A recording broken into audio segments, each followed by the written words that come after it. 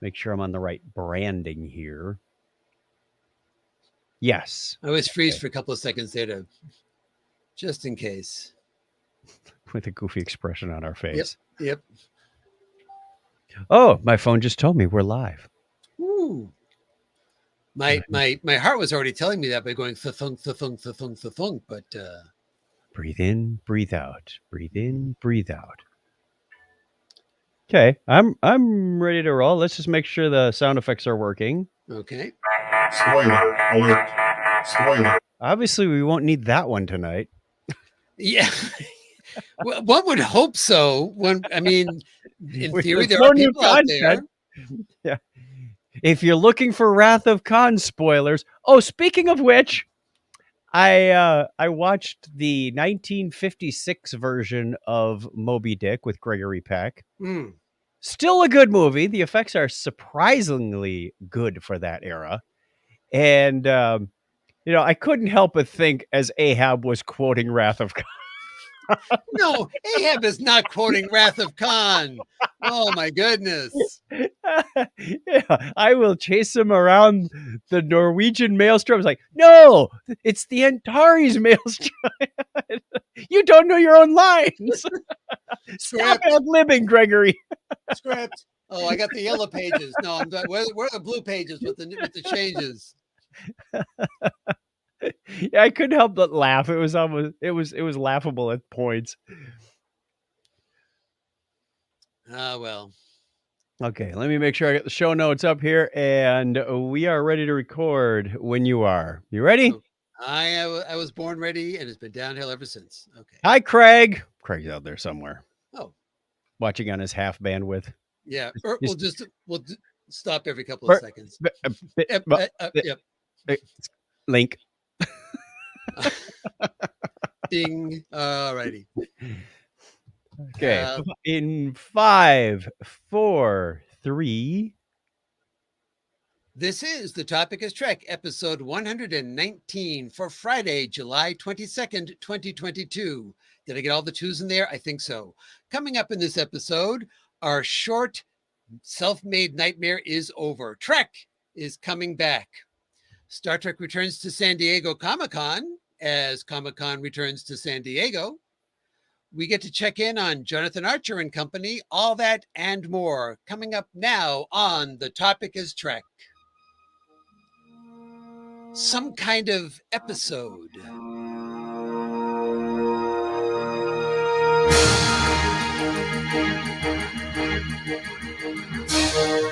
Welcome to The Topic is Trek, the podcast that runs on impulse power. Join us for a journey where no show has gone before. If it has to do with Star Trek, there's a good chance we'll talk about it sooner or later, because on this show, the topic is Trek.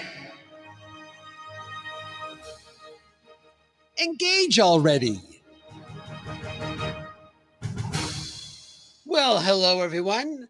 I'm Clinton, one of your co-hosts here on The Topic is Trek. I hope you're doing well this evening, this afternoon, this morning, whenever you're watching or listening to this episode of The Topic is Trek. But I must say that I can't do this show by myself. I have one co-host with me. Beaming in to join me is Mr. Chuck Tomasi. We have an imposter aboard. What? No, I'm the real Chuck Tomasi. I should have asked you if you had a hip new catchphrase. That's all Craig's thing. I'm not touching that with a 10-foot pole. So, unfortunately, this week, Craig is away on a humanitarian mission and also struggling with satellites. Oddly enough, at the same time, it's very confusing what's going on with him. He'll talk about it when he comes back in the next episode. I'm sure he will. But right now, want to ask you. Now you're out in the Phoenix area, Chuck. How warm is it there these days? This is a natural summer. I mean, there's nothing excessive going on here except the usual excessive heat. It's usually July. It's between 107 and 114. That's a typical day. So that's what the rest of the country's getting with humidity. Well, there's usually two temperatures where I live. There's the temperature that it is every place else, and the temperature here in the Comedy Forecast studio, where the desktop computer pumps out its own heat and raises the temperature to unnatural levels. This studio until about a year ago was the same situation. The equipment, and then I realized the sun was hitting two exposed walls all afternoon. So we installed a mini split in August last year, which really knocked the temperature down. I can now control it in here, and it's paying double dividends, not just for the studio, but it has to double as a bedroom because Donna currently has COVID. She tested positive earlier this week, and we are separating for a while. Well, I know she didn't catch it from you because you already had it a little while ago. And I tested negative just to make sure. But the symptoms are pretty mild. She's coughing a bit, but otherwise doing all right and on the mend. So by the time most people hear this, she'll be all better. And we have breaking news from Mr. Craig Stepp. Apparently, he's engaged. I don't know how Kim feels about that. Very confused about what's going on there. So, is it a humanitarian effort if you're helping dogs? Yes, it is. Yes, it Okay. is. And also people at the same time. All right. So last time around, Charlie got a little bit of a reprieve. We had a guest subspace chatter person in. Now, if Charlie doesn't want the guest host, namely Uhura, to be the permanent replacement, then I think we now need to ask the question, okay, Charlie, is it time to open up subspace chatter? You don't need all that subspace chatter. And I He's think we know. back. Yeah, I think we know how this is all going to turn out in the end. Usual Charlie. cheerful self. Well, I would say we missed Charlie last time, but I would be lying. All right. Yeah, that's like missing a flat tire.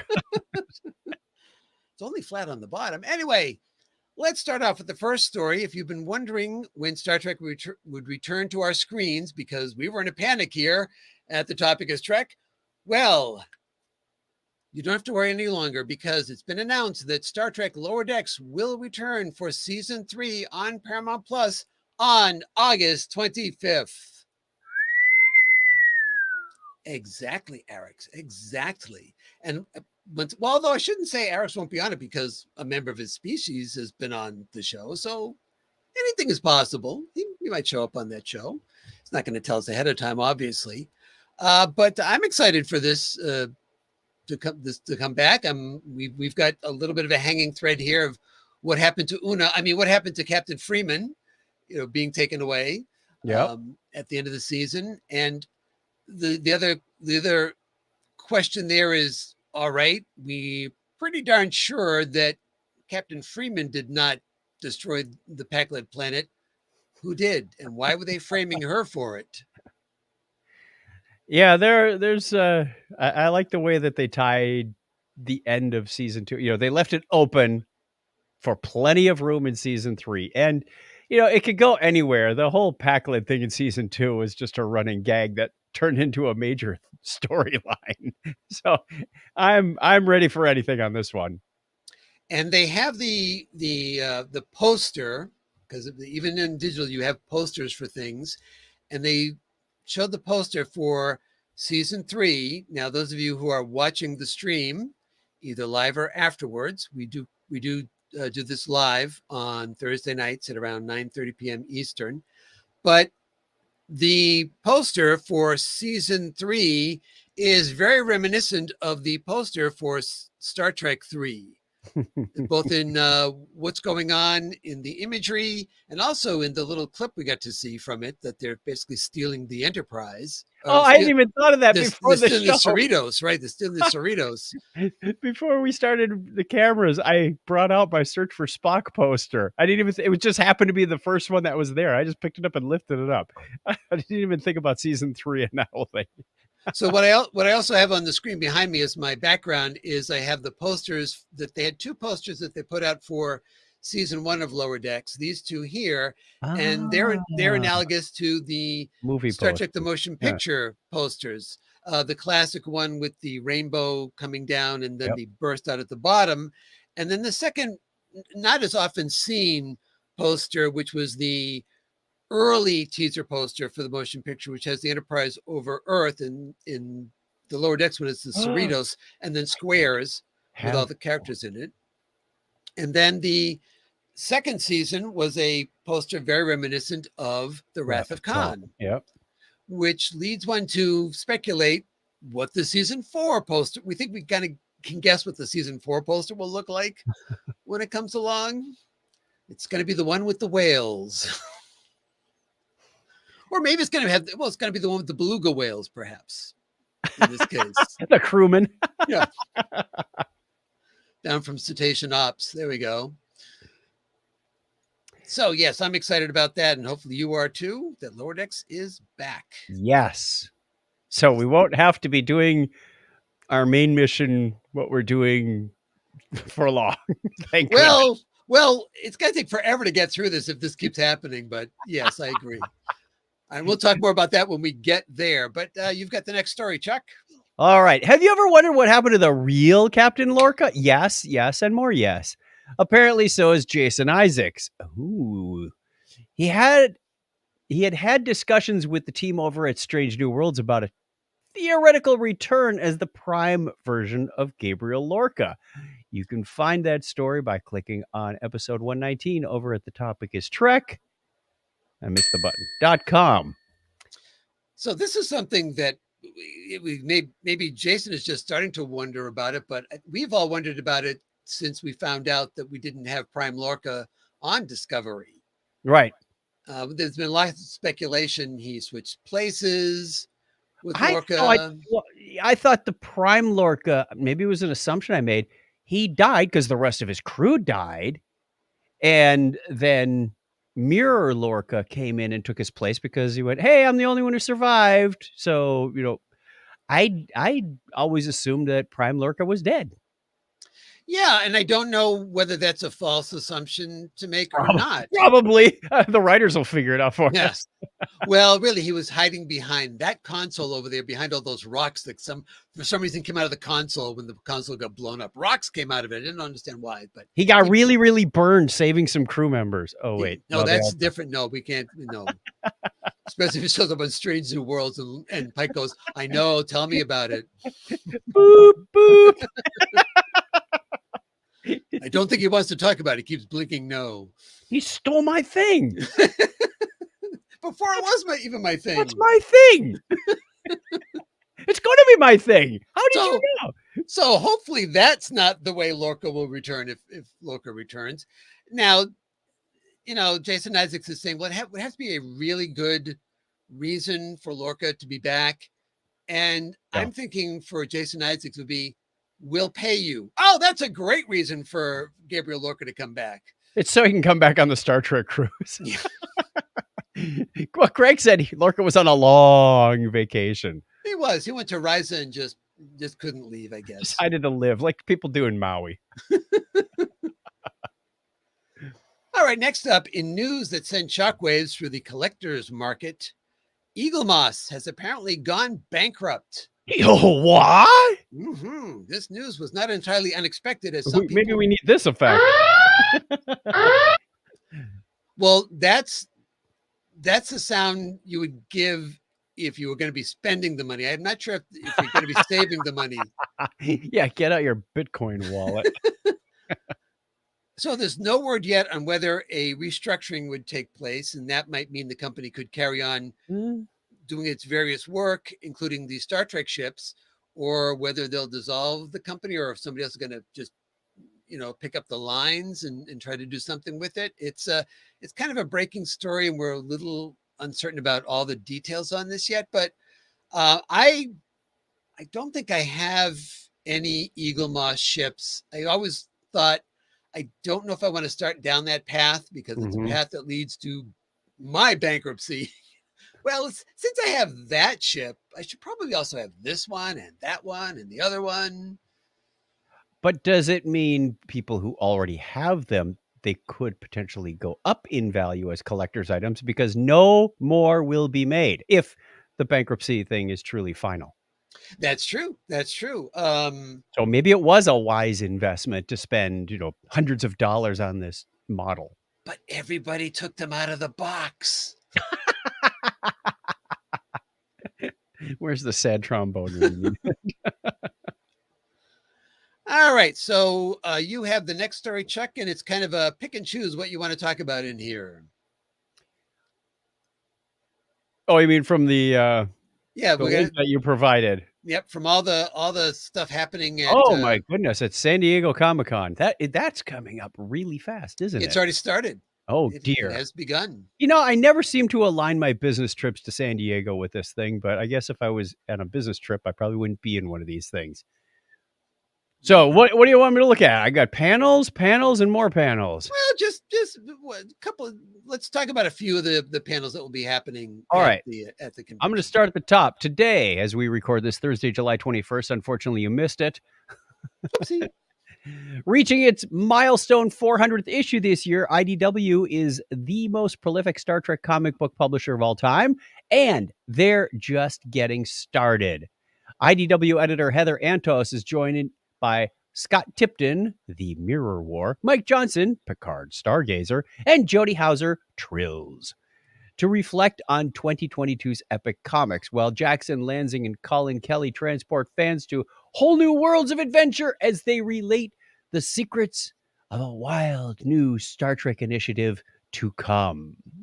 Ooh, that sounds cool. We've got all sorts of. There's a fair amount of panels going on here. Of course, the big one is going to be Star Trek Universe, and that is Saturday. And they're going to feature Picard, Lower Decks, and Strange New Worlds. But they're also promising possibility of some surprises in here. Now, you take that for what it's worth. It's the Star Trek universe. So theoretically, you could be talking about news on the movie.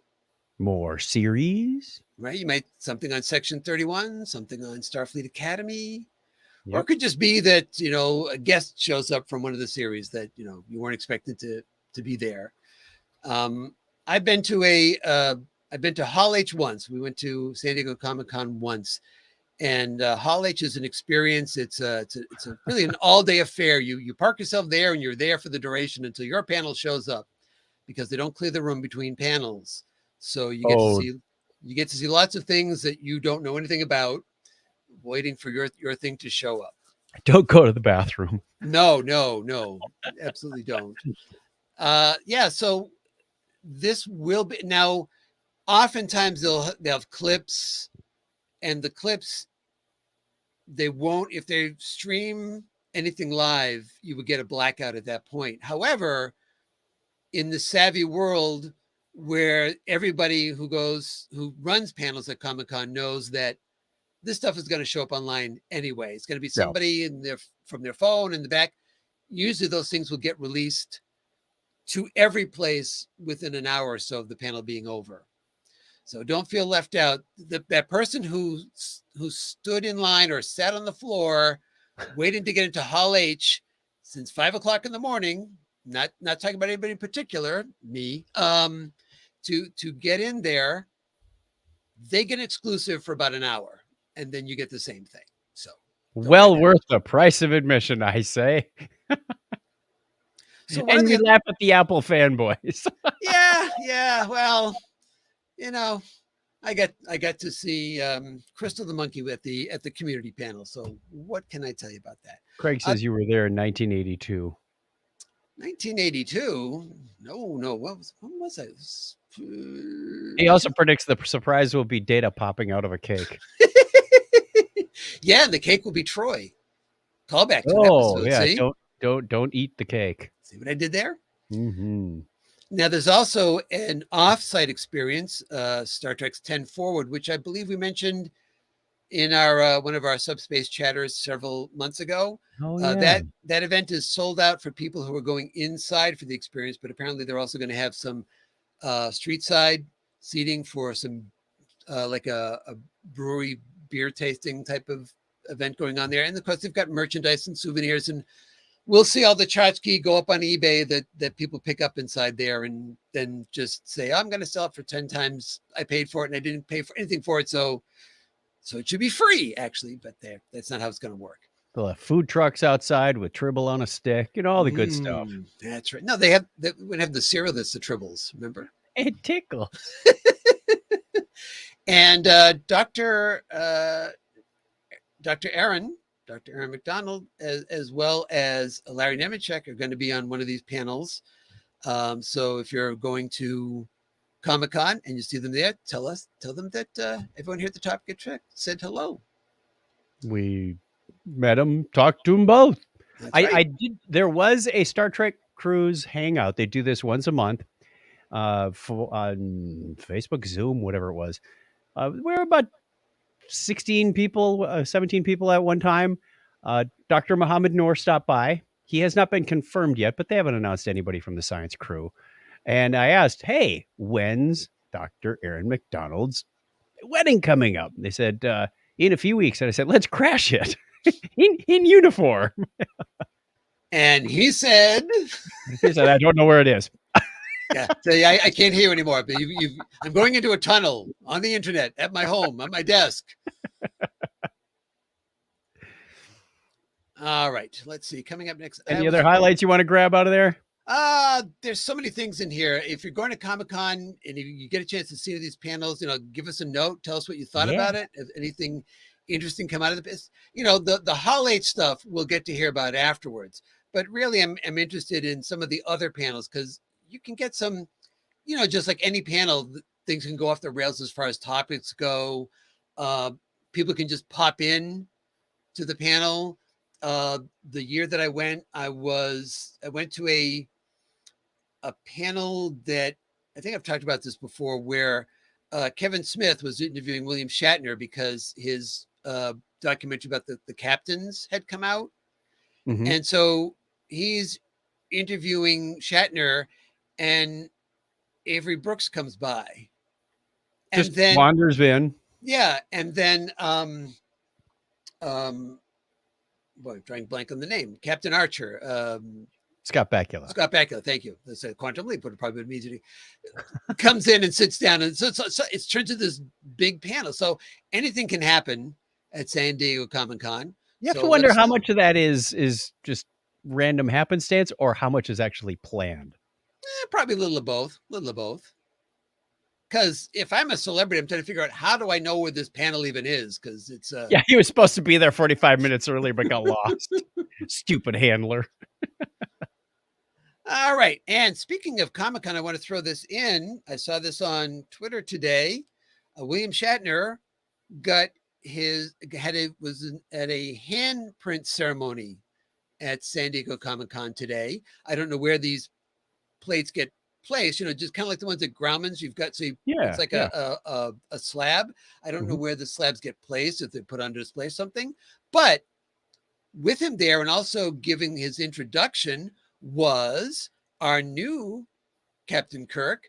Paul Wesley was there from Strange New Worlds, was there. And he was talking about the fact that Shatner has welcomed Wesley into this, into this role, which I just don't think ever was really the case between Shatner and Pine.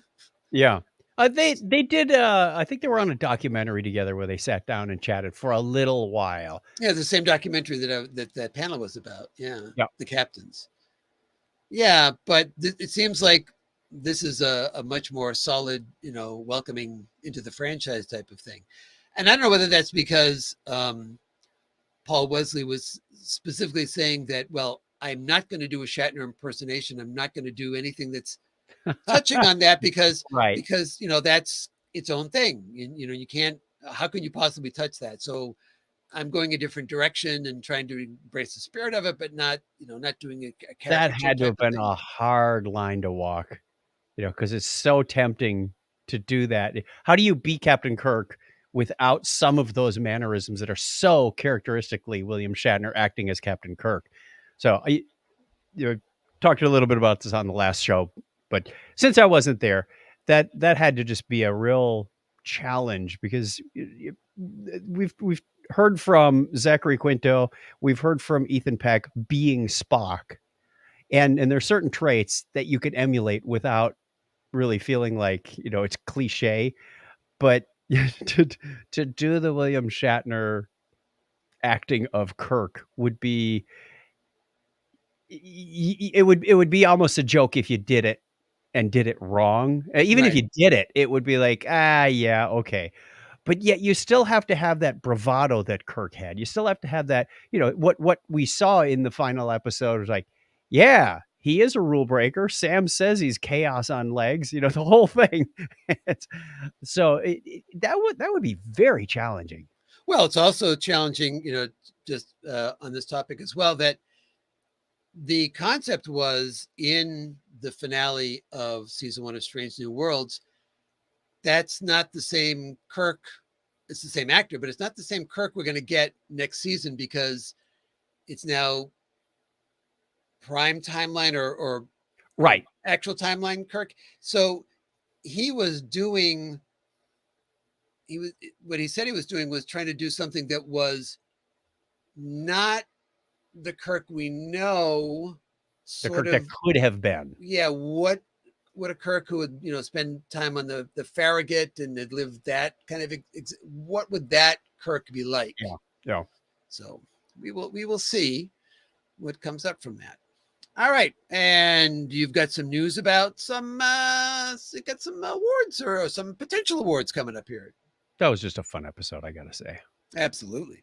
It's like, because I'm so trying to remember the original episode.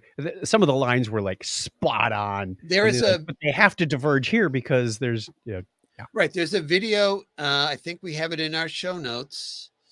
Let me just double check. On episode 118. Or is it on this one? If it's not in here, I will put it in.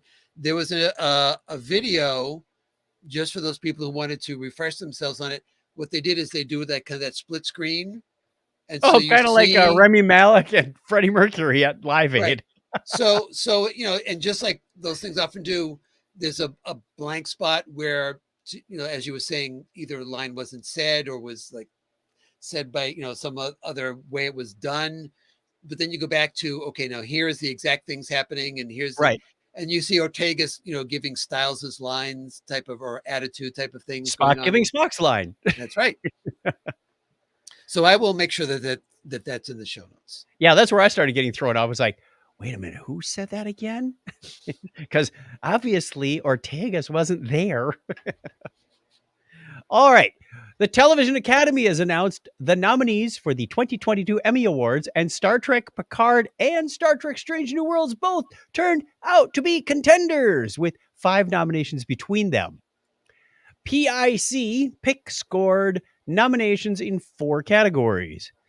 Those categories are, I feel like I'm at the awards ceremony now, outstanding period and or character makeup, non-prosthetic, and also outstanding prosthetic makeup, both for episode Hide and Seek. Also, outstanding fantasy/sci-fi costumes and outstanding sound editing for a comedy or drama series, 1 hour for the episode Penance. Those are strangely specific yet divergent topics. Like, outstanding sound editing. Well, we'll go with comedy or drama series. Let's put those 2 together. Interestingly enough, very strange category. They are. The Academy has to have some fun with that. Interestingly enough, the one nomination Strange New Worlds received was also in outstanding sound editing for a comedy or drama series, 1 hour for the episode Memento Mori. So Trek is up against itself in the only category that Strange New Worlds is in.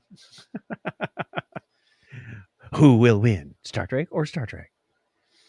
I don't know. I mean, I would like to see more acting nominations in here. Yes, instead of sound editing. I mean, nothing against the sound editors. Oh, absolutely not. And I do this every day. And I'm shocked that there aren't visual effects in there, because I got to tell you, every week between it's a wow Discovery fest. and Yeah. Strange New Worlds, it's like you're going to the movies every time you watch one of those episodes. It's amazing. So And you think back to the days when they had to do a show for under 75 grand. yep. If Not the only it doesn't it make you wonder sometimes what would TOS have been like if it had that budget? Oh my. It's Oh, that's a thought to ponder. I've often wondered that. It's like they didn't have the budget, so they had to make everything up, and they had to just kind of do it on a Reused a shoestring. lot of things. Yeah. But what if they actually had all that at their disposal? All right. What I'm would it saving that been? question for the next time we talk to Larry.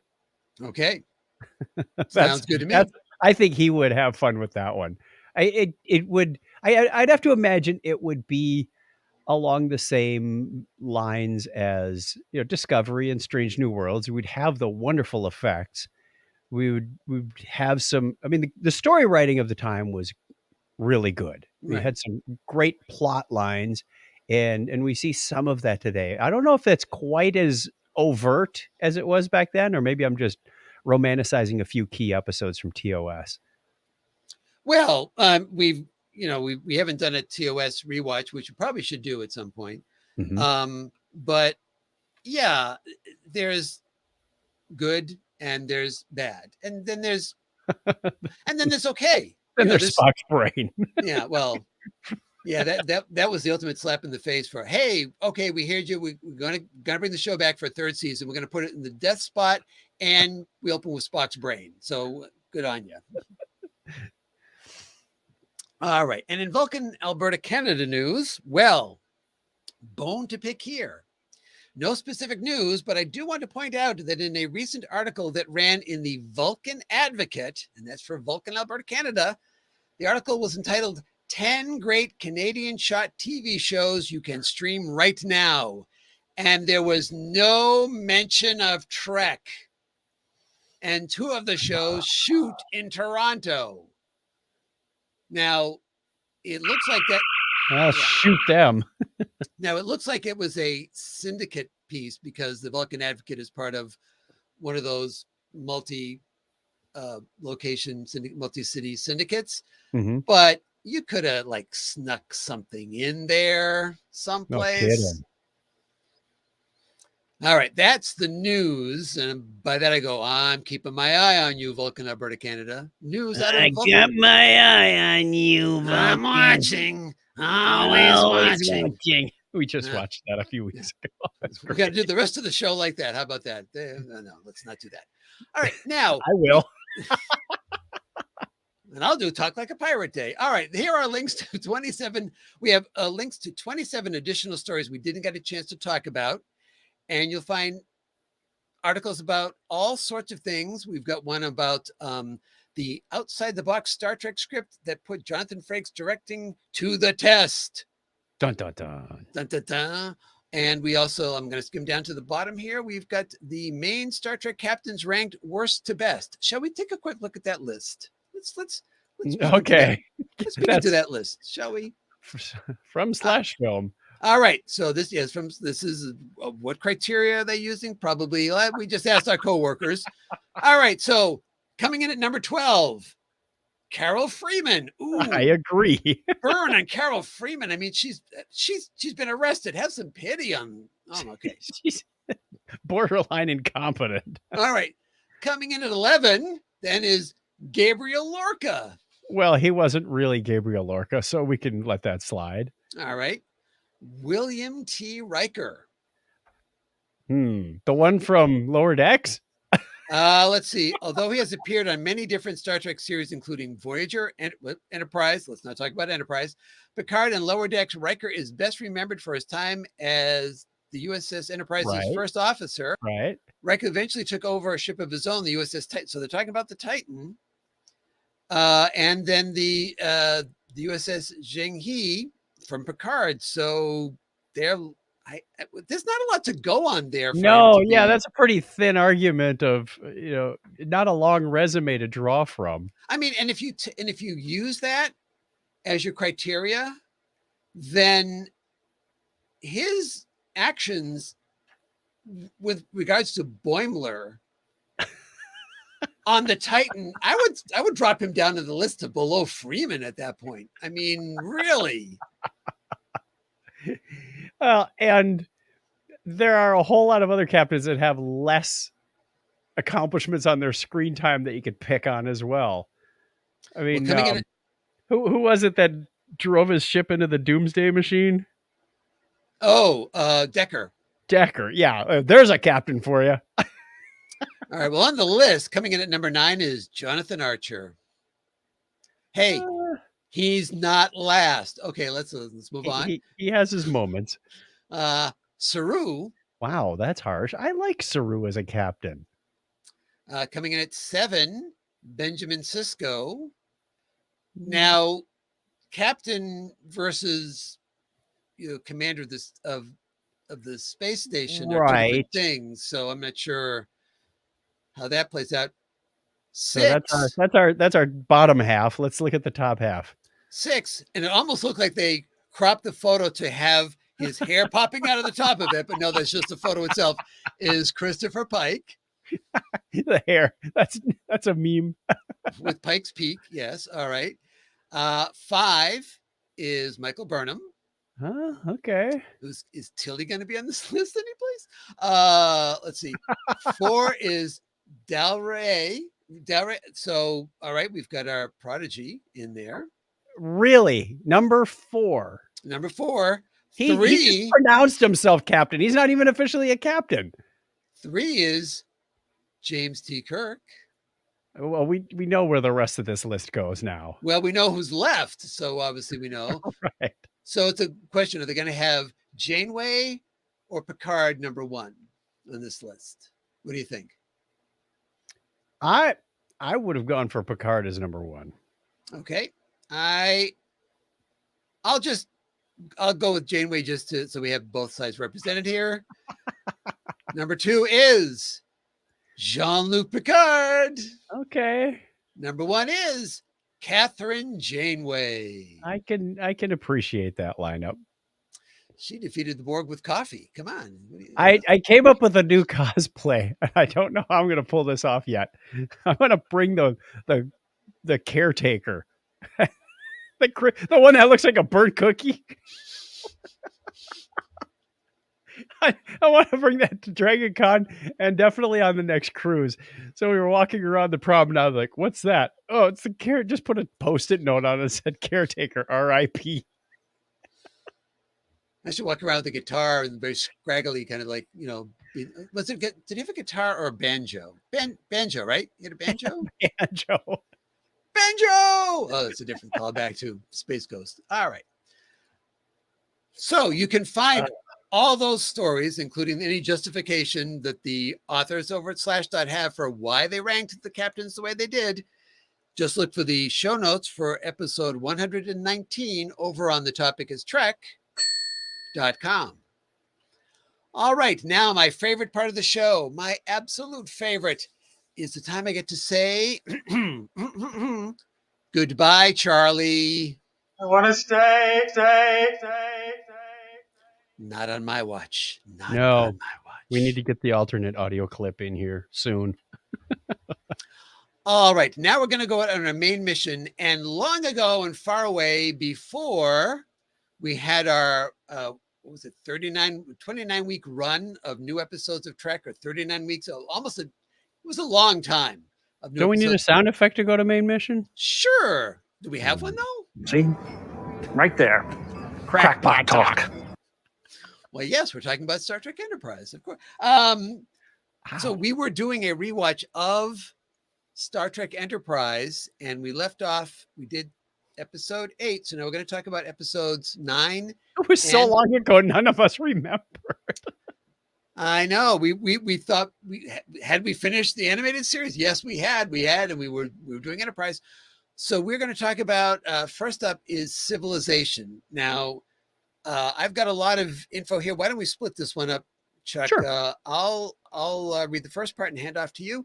All So right. We're talking about Star Trek Enterprise, Season 1, Episode 9, Civilization, written by Phyllis Strong and Mike Sussman, Phyllis Strong was a co-producer on Enterprise, as well as having been a story editor on Voyager. This was her 6th Trek script. She would go on to write an additional 10 episodes of Enterprise. Much of her Trek work was done with Mike Sussman, as in with this script. This is Sussman's 13th Trek script, including 11 for Voyager. He would also go on to work on 20 more scripts for Enterprise.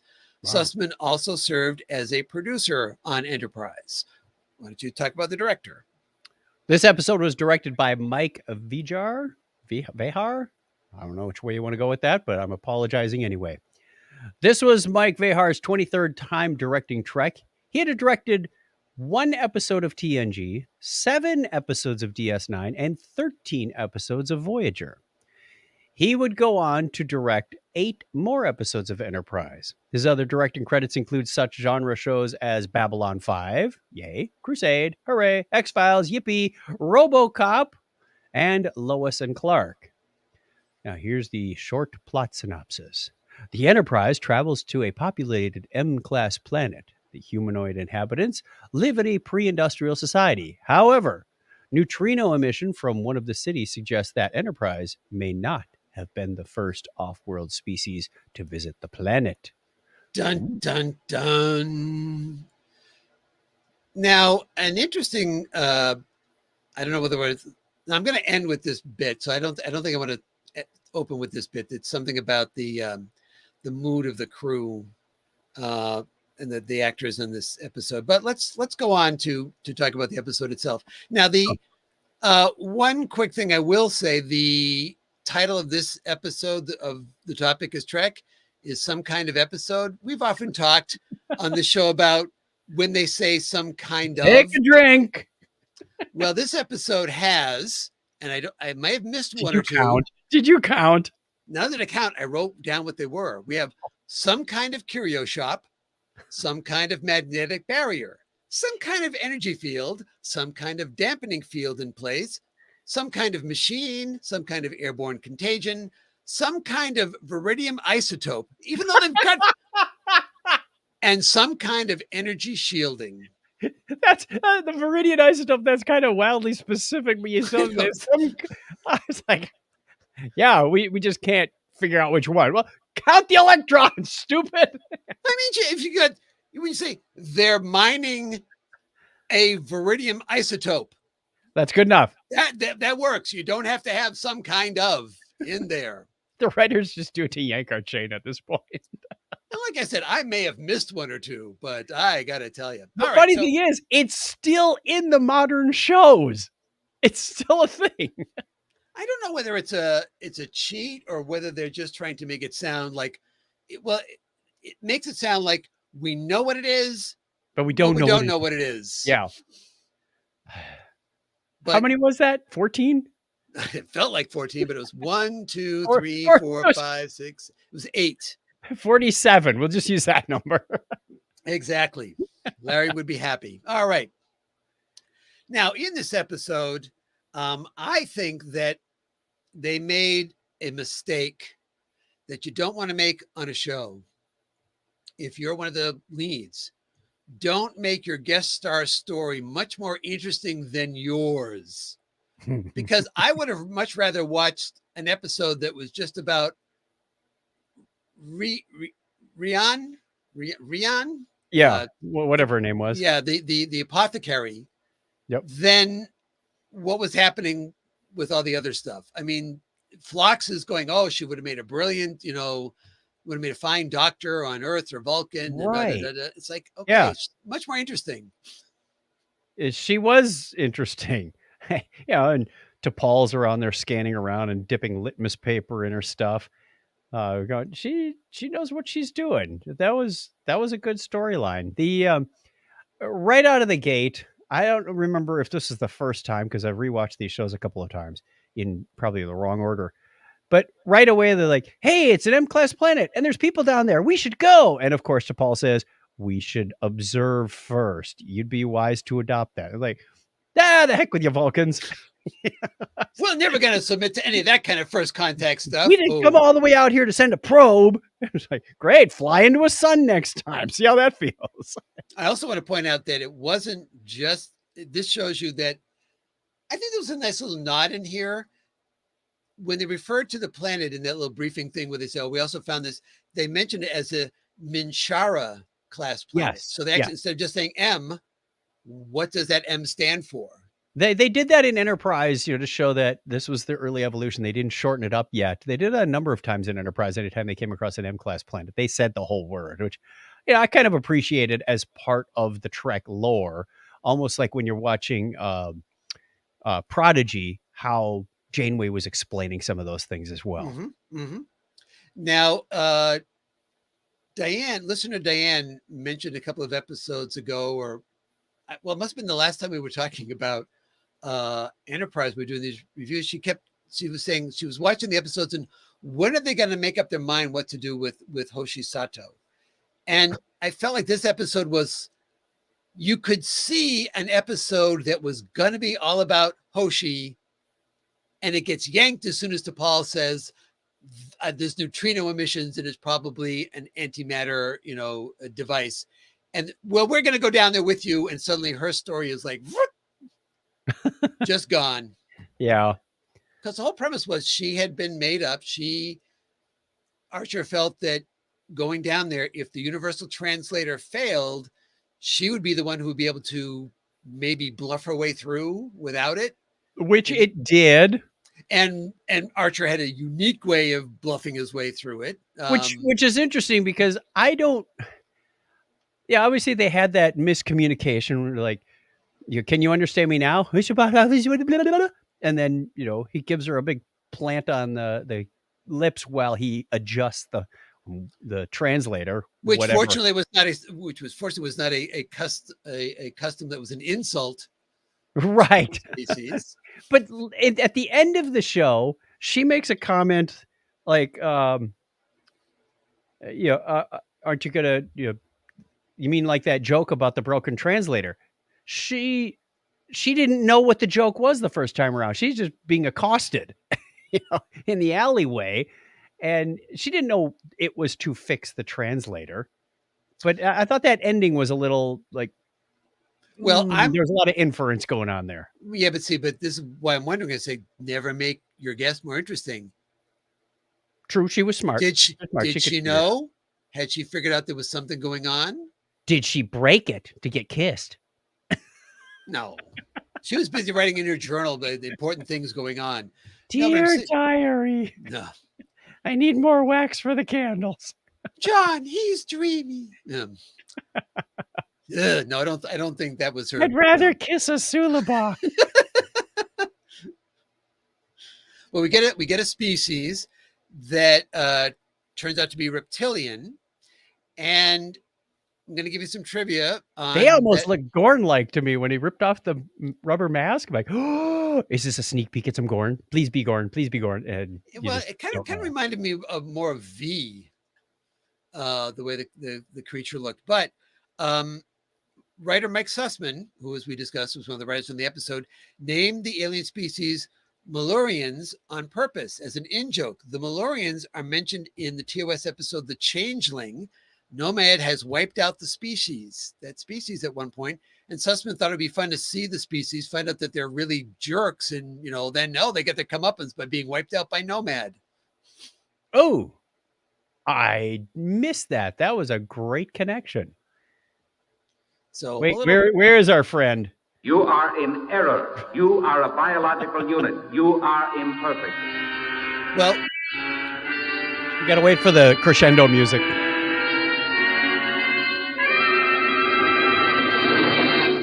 Then I feel like I need to have light across my eyes. Hold on a second. There, I'll just softening the light. Sexier. What is that? Yeah. I don't know what's going on there. If you're not watching the live stream, you're missing that effect. It's great. It was like you were there, but for no good reason. Now do your camera with half in focus and half out of focus. I can't do that. No, I don't have that lens. All right. There were really weird things in this episode. one of the things I thought was weird is that from orbit, I didn't find it weird that they could zoom in on the sailing ship. Okay. Right. Even though they're in orbit, and I don't think it didn't appear that they were in geosynchronous orbit. So they could zoom into the faces of people in the street. Yes. Yes. And like I said, if they aren't in geosynchronous orbit, they're holding that position really weirdly. How are they doing that? And the angle doesn't change. So that was a bit steep. But when they go down in the shuttle, Hoshi gives them all identification papers. How the heck do they know what's on identification papers? Did they zoom in that much? They zoomed in into the wallet in the guy's left pocket. Yeah. Yeah, they said, what's in your wallet? Oh, look, it's identification papers. I got to get an RFID compliant wallet next time. It didn't have RFID. It was pre-industrial. Yeah, that's true. Well, though, that was the whole anomaly, is that they've got these neutrino emissions going on there. And we find out that Spock could have easily hidden his ears both in going back to New York or going into San Francisco. Just have long hair. Just have long hair. Just have long hair. Like, yeah, tuck them into your hair. Oh, my goodness. What else was going on in this episode?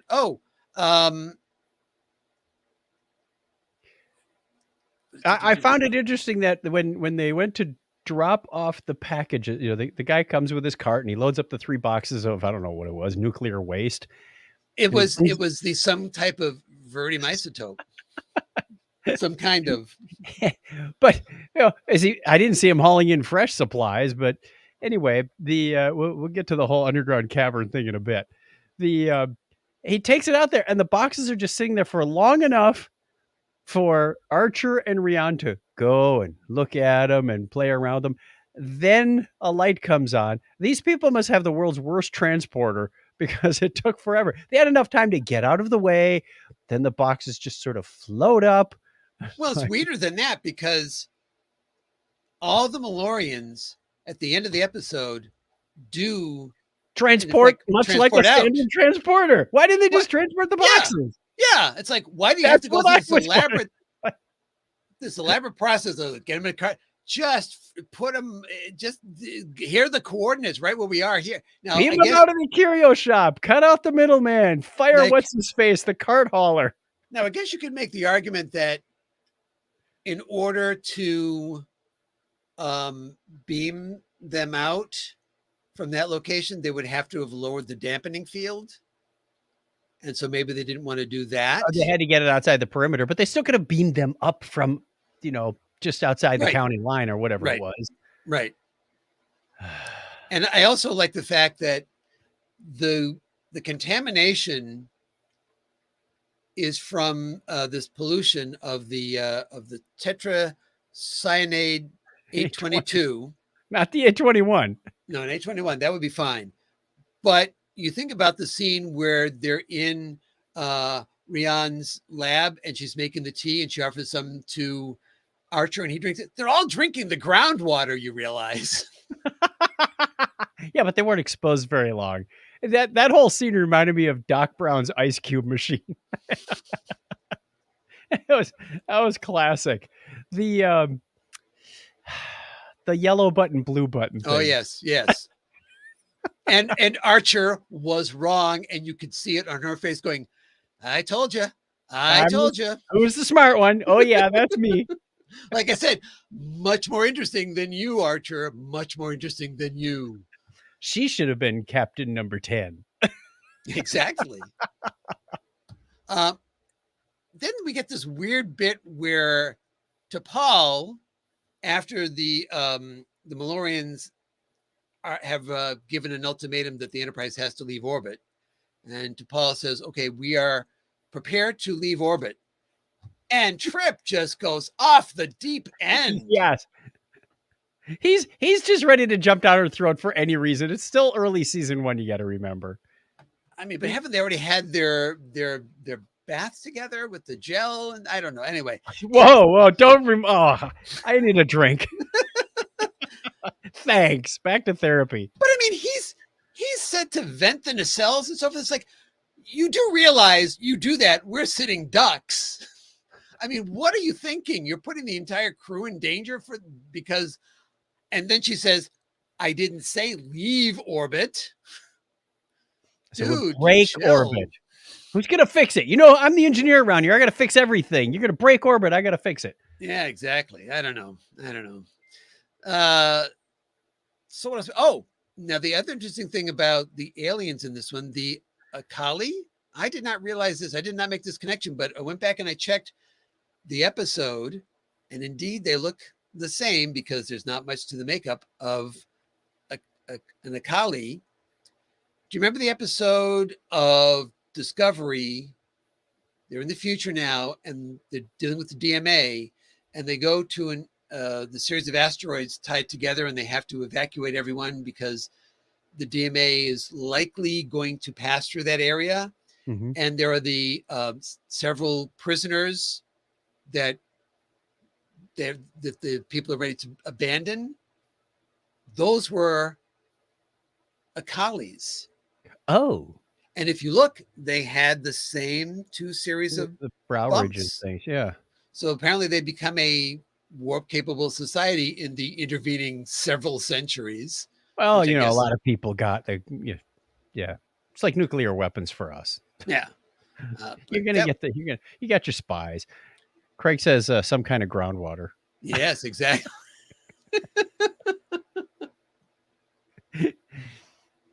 All right. What? So before we rate this one, I wanted to mention that when I was watching the episode, I said, you know, our Enterprise is not known to have the most upbeat cast.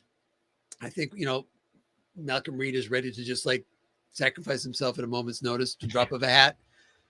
But I said the vibe was really weird in this episode. It was really strange. Well, it turns out there was a reason for that. Oh. The first shooting day of this episode was September 11th, 2001. Oh. The cast got sent home. Sure. But they were back the next day. Ooh. And they continued filming straight through. And Mike Sussman says he saw some of the dailies, but he's never brought himself to watch the episode because he said, I could just see all the enthusiasm just drop. Yeah, talk about lack of everyone. focus. So keeping that in mind with this episode, because it's like, I don't know if I would have wanted to, you know, go to work and be interesting right at that point, day after day. We do have to give this episode a rating. So some kind of rating, obviously. Some kind of number. Yeah. So wait, yeah, we do need a rating. What should we do? Tetracyanate? No, that already has a number on it, 822. That's right. That would be a very weird rating to give it. We can rate it on tea. How about tea? Cups of tea. What was that isotope again? The Viridian isotope? Was some kind of tea. Viridian isotope. We'll keep it simple. Tea is good. Okay, tea. All right. I will start with you, Chuck. We can't go around the horn on this one. No beating around the bush. Nope. You know, given that it was filmed on the 9/11, 9/12 time frame, I think I'm being generous with a 5. It just wasn't all there. Yeah, I found that, as I said, one of the problems with it was that to have the guest star be interesting is not a problem. To have the guest star and their story much more interesting than yours, to the point where it's like, yeah, why don't you guys take off and we'll stay here on the planet and see what happens with the apothecary and her, you know, dealing with mysteries on the planet. The fans wrote in, they want a series on Rihanna. That's right. And so I think that's a major flaw with it. And I also think that it was a question of stakes not being that high, because you have another one of these cases where it's not threatening a great number of the population. Right. The fact that it's threatening anybody is a problem and certainly needs to be dealt with, but it wasn't you don't have that stake. Killer. Yep. Right. Yep. going What on. did they say? There's something like 300,000 people on the planet, and this is There's half 6,000 of them. a billion. Half a billion, and this is 3,000 of them or something. It was terribly low proportion. Right. So I'm gonna agree with you. Give this one a 5. I feel like it had some good points. It had some bad points. It was kind of just hovering there in the middle for me. All right. So we're gonna go on to our second episode, which I don't have as much information on, but that's okay. Oddly enough, I have more notes on this one. All right, good. All right. Well, we'll start off. This is Star Trek Enterprise. This would be season 1, episode 10, Fortunate Son, written by James Duff. In addition to this episode of Enterprise, Duff wrote 2 episodes of Picard and 1 episode of Discovery. They asked him to come back. That's awful nice. Indeed. And speaking of coming back, who's directed this one? Chevy Chase. No. LeVar Burton. Yes. Burton has directed 29 episodes of Star Trek, 2 episodes of TNG, 10 for DS9, 8 for Voyager, and 9 Enterprise episodes, and a partridge in a pear tree. Here's the short plot synopsis. Enterprise is sent to assist the Fortunate, an Earth freighter that has been attacked by Nausicaan pirates. I had to learn how to spell Nausicaans on this episode. I totally didn't know how to spell that before. But the Fortunate may not be as innocent as it seems. All right. So the basic plot here is we have a cargo carrier, a freighter of some kind that's being attacked by pirates, and the captain is injured. With the help of Dr. Phlox, he's going to recover from that. But the crew of the ship, the Fortunate, is very reluctant to have Enterprise help because we take care of our own. We deal with our own stuff. Yep. But they're also hiding a secret because they have captured one of the Nausicaan pirates and are torturing him to get the shield codes for the Nausicaan ship because they want to go after and get revenge on the Nausicaan ship. And they get their wish, but things don't quite work out in that case. The secondary story in here is the fact that we already knew that Mayweather was a boomer, and he grew up on the Horizon. We didn't get to that episode yet, did we? Where he goes and spends some time on his family ship, and he and his brother get. I don't think so. Again, I'm watching them kind of in a weird order where my watch schedule is way ahead of this one at this point. Okay. So yeah, we get a little more insight into that story. This is a hint of it. Right.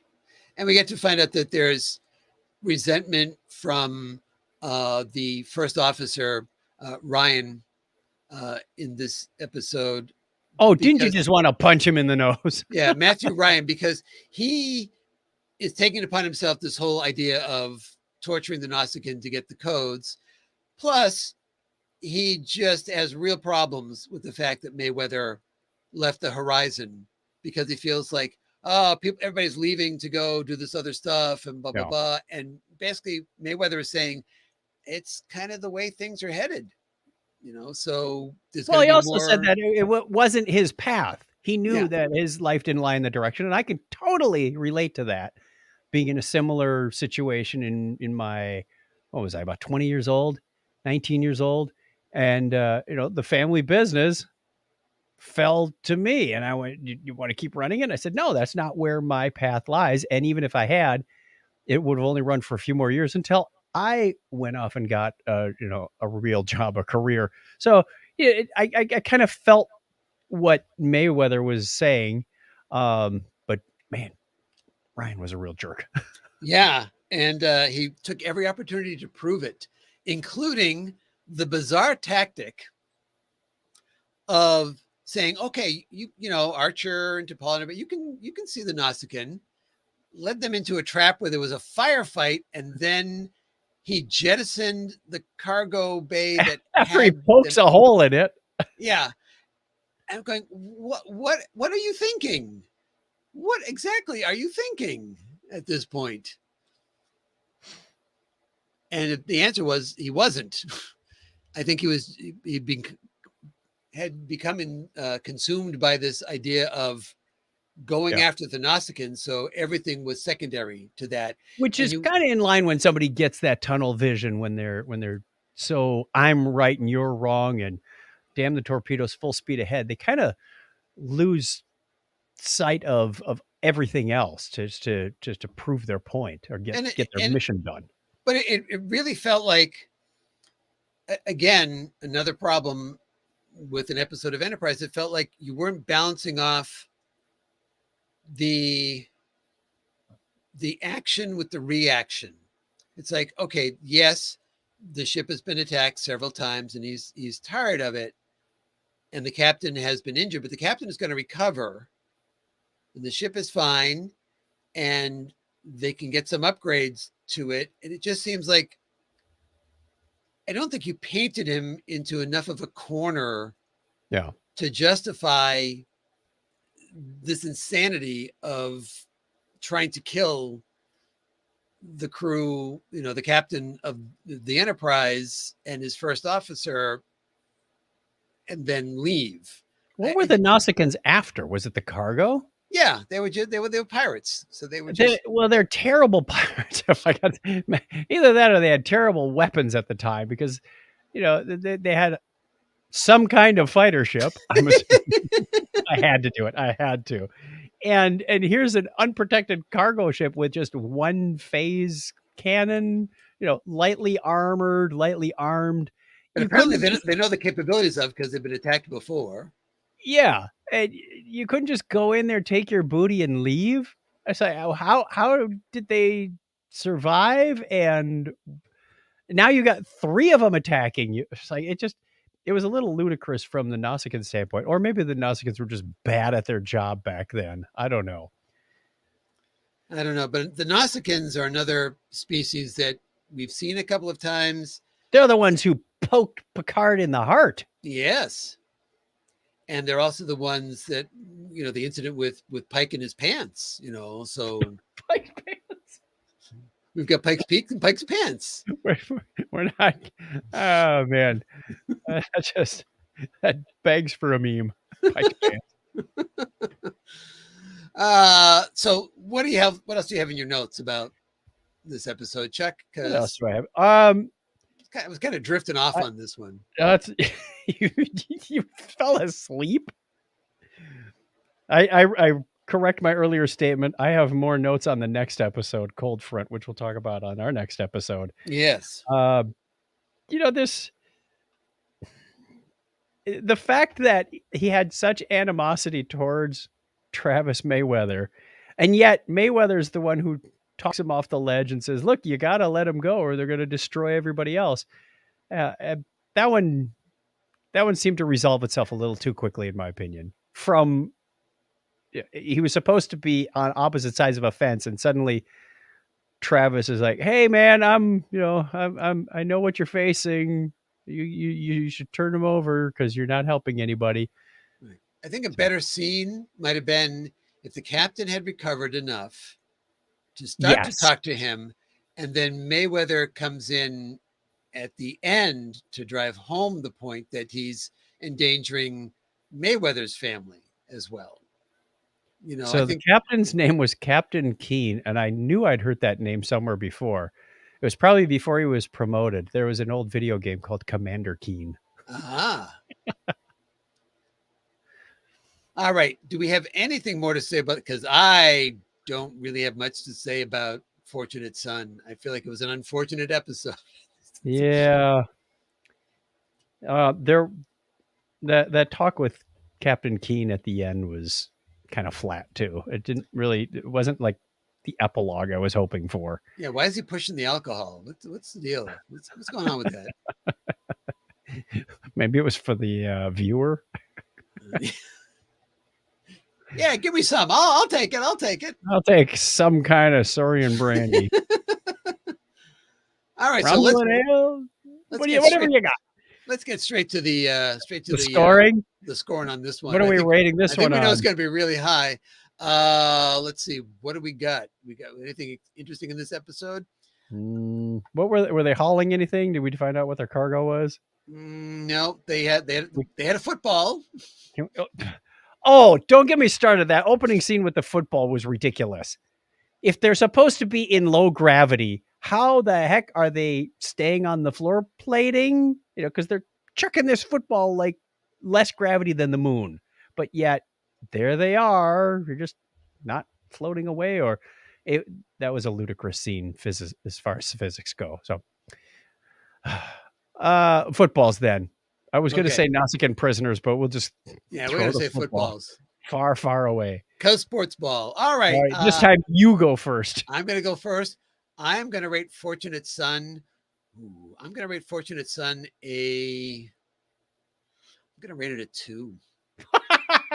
I think that is your lowest non-animated series rating so far. I just felt like maybe there were good ideas in here and none of them got developed to the point. We didn't see enough of the captain to have the captain really mean anything. I don't feel Ryan got painted into a corner to justify what he was doing. The resolution to your point with Mayweather was way too fast. I couldn't find anything in here to hold my interest. But yet you give it a 2. I gave it a 2. Well, It makes me wonder what a 1 or a 0 is in your book. we may get there. He's saving that for a special episode. Tonight in a very special episode of The Topic is Trek, a 1. And a 2. All right. So what do you say? I'm going to go with 4 footballs. I thought that, Ryan's predicament and his hell-bent vengeance was somewhat understandable. I thought that, Mayweather being relatable like that, they kind of did diverge. Well, not kind of, they did diverge. And then, so it was all right, but it wasn't that good. It's a 4 footballs. All right. Now, if anybody out there has a different opinion about these 2 episodes, first, you're wrong. No, I did not. That's not fair. Your opinion's no bias in this show. No, your opinion is valid. Just kidding. You can let us know. No, it's just validly stupid. Yeah. Exactly.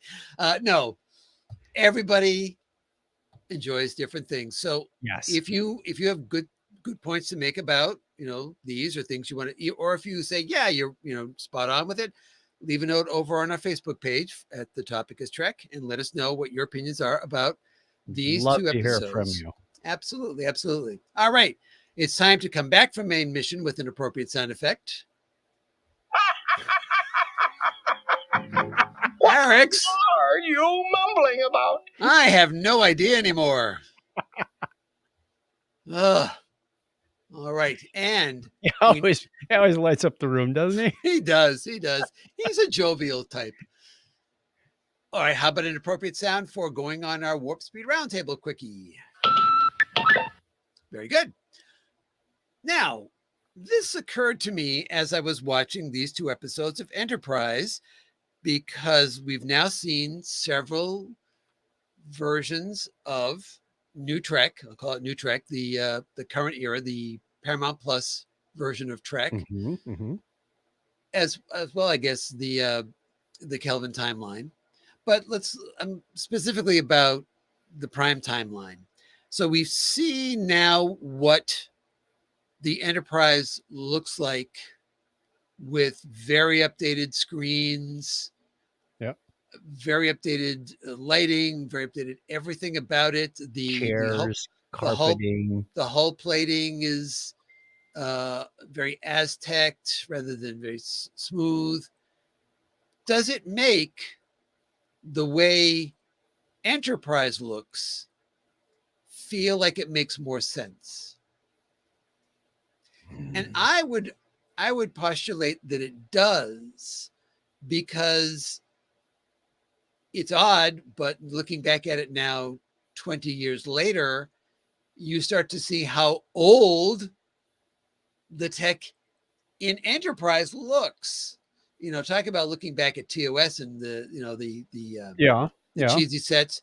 The monitors and everything. It just start to feel like, wow, that tech is a bit on the old side. Oh, you mean the series episode Enterprise? I thought you meant the look of the Enterprise. No. Ship. Well, okay. It's part of it, right? Okay.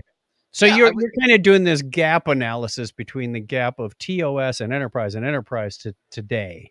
Well, the argument was when Enterprise came out that, why was that? And same argument with Discovery is why was that tech so much more advanced looking than TOS, than TOS was? which happens after that. Right. Okay.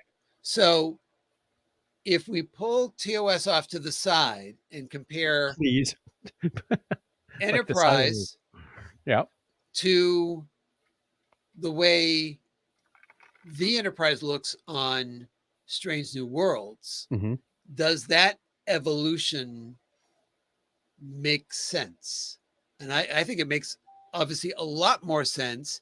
Yeah. And I feel, but I also feel like, as I said, the tech when Enterprise came out was the best you were going to get for screen resolutions and so forth for what you were going to have on your bridge and for your sets.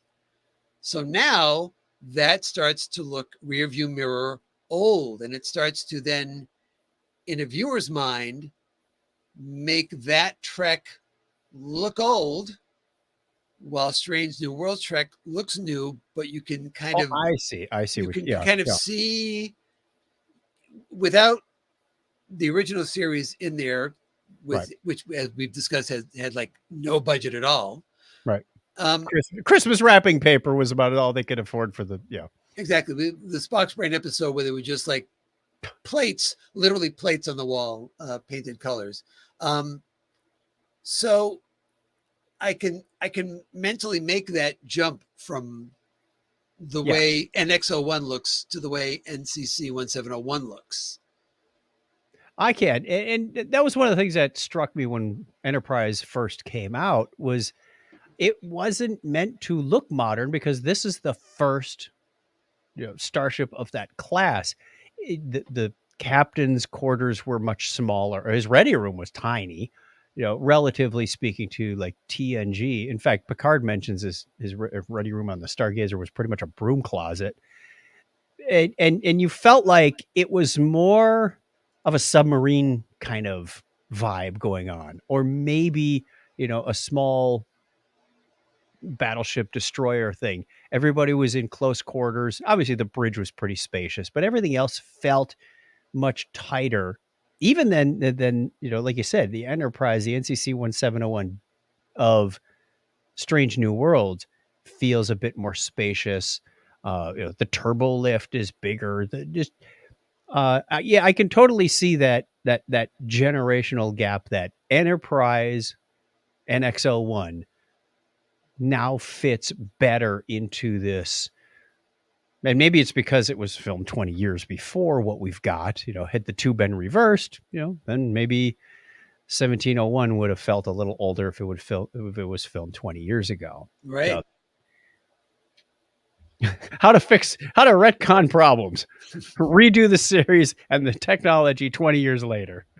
Yeah. I don't know, it just, as I'm watching it and I'm thinking about how the tech looks a little old, it just struck me that, well, okay, that you can make that dotted line a little bit easier again. Yeah.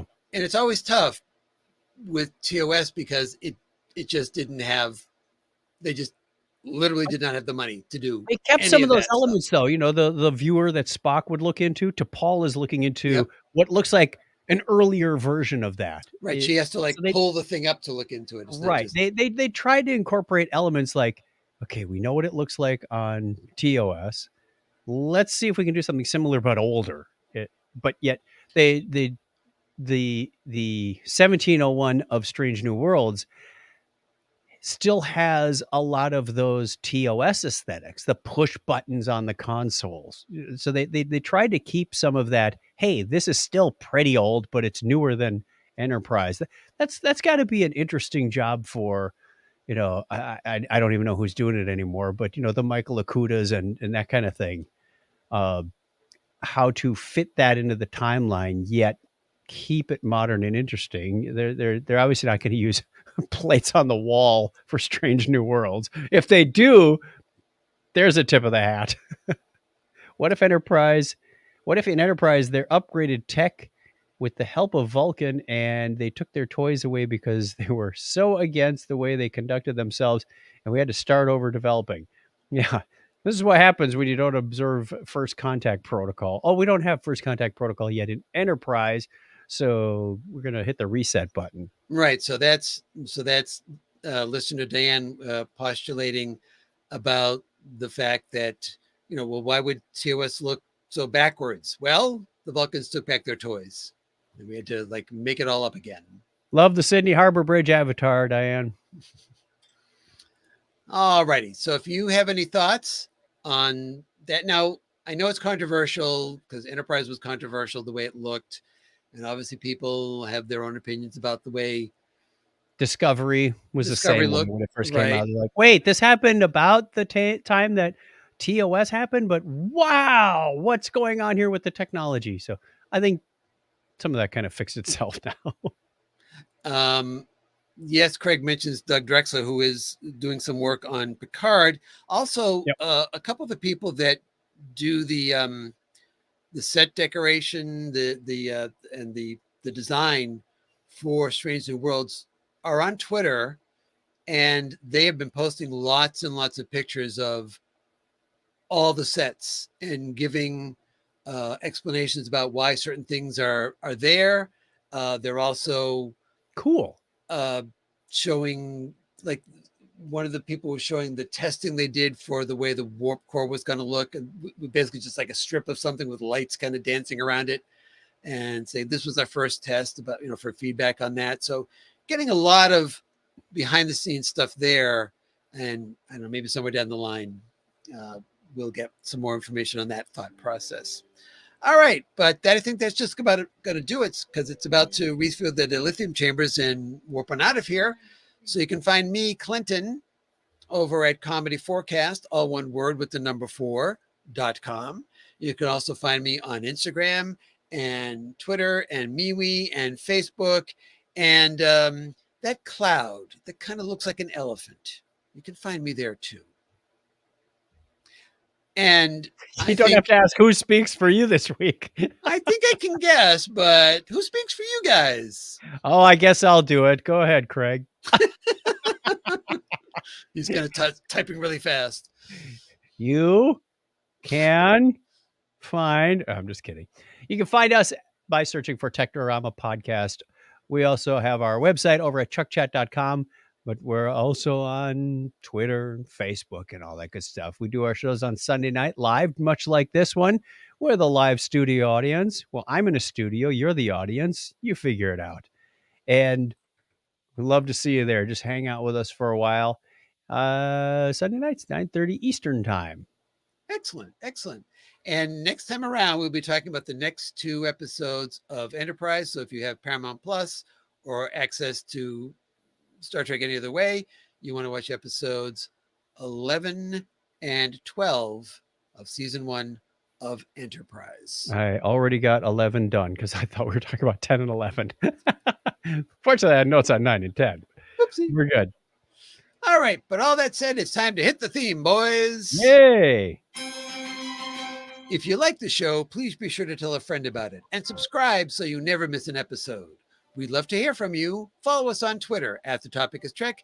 Visit our Facebook page or visit thetopicistrek.com. Until next time, on behalf of Chuck and myself and Craig, who'll be back with us next time, I'm Clinton, thanking you for listening. And as we always say here on The Topic is Trek, don't put on the red shirt. Good job, Craig.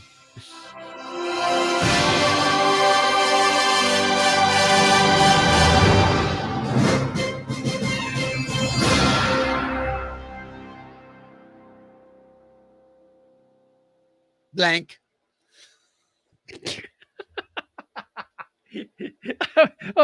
That ending theme always inspires. I should listen to that before, giving a presentation. If you want to get pumped up, listen to that one. That's right.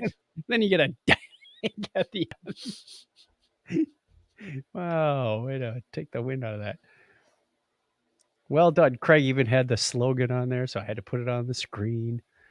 Don't put on the red shirt. All right. Thank you, everybody, for watching. We're going to end the live stream. Got a little business to figure out when the next show is, et cetera, et cetera. Thank you, Craig, for taking care of what it is you're taking care of. We won't divulge that personal information out here. But my FYI, my favorite Spock, Howard or Les. Do you understand? Yes, that is for plays in the Boston Star Trek Association. Good night and thanks for watching.